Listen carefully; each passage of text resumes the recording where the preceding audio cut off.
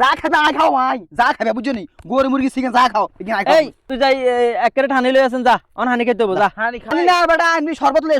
যা ডাব ডুকের ব্যবস্থা করিস মিয়া আপনারা যা করলেন সব তো এই জায়গায় খারাপ শুনলাম ঠিক আছে আমরা কত টাকা নষ্ট করতেছেন এভাবেই করে আর ওই যে আমগো এদিকে এবারে হুনিফার মা মনে করেন চাইল চাবাই মনে করেন সেরিকা আর ইত্যাদির সময় চাইল চাবাই মনে করেন ইত্যাদি করে কস তো কি করবো আমরা যা শুরু করলেন আমরা কত টাকা নষ্ট করেন তো কি এতে করেন আঙ্গু আমরা জানা জানি না। আইতে পারেন আমরা কি এতে না করছি নি তো ওই একলা মহিলাই গানি আর ওই রহিম ভাই চিনেন রহিম ভাই কোন আঙ্গ ওই যে পশ্চিম পাড়নি হ্যাঁ রহিম ভাই সারাদিন মনে করেন যে কেন মাটি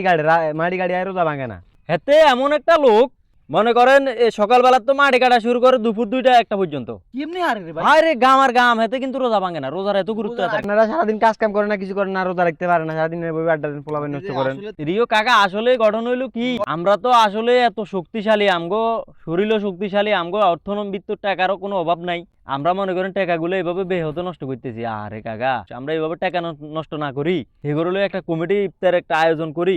ধরেন একটা প্যাকেজ অন্তত এই ধরনের মানুষের দেওয়া তো আঙ্গু উচিত কাকা না না বাবু বলছে কাকা জীবনে যা করছেন কাকা এরকম একটা সিদ্ধান্ত লন কাকা এই কাকা আন্নে ভালো যান কাকা আন্নে কিন্তু সেই ভালো তুমি যান। মেয়েও তুমি মেয়েও সেই মেয়েও বাবু রে অন শেষ বয়সে কেন ভালো হইতো ভাই না কি কও না ভালো যান, কাকা ভালো এই যান। একটা উদ্যোগ আপনি লন আপনারে মানুষ আজীবন শ্রদ্ধার সাথে স্মরণ করবো কাকা আমরা এক কাম করি আমরা আঙ্গ দোকানদার জিগা আছে আমাদের দোকানদার ইয়ে কাছে যাই কে তো জানে কার ঘরের আর্থিক অবস্থা কিরকম হিগা জানে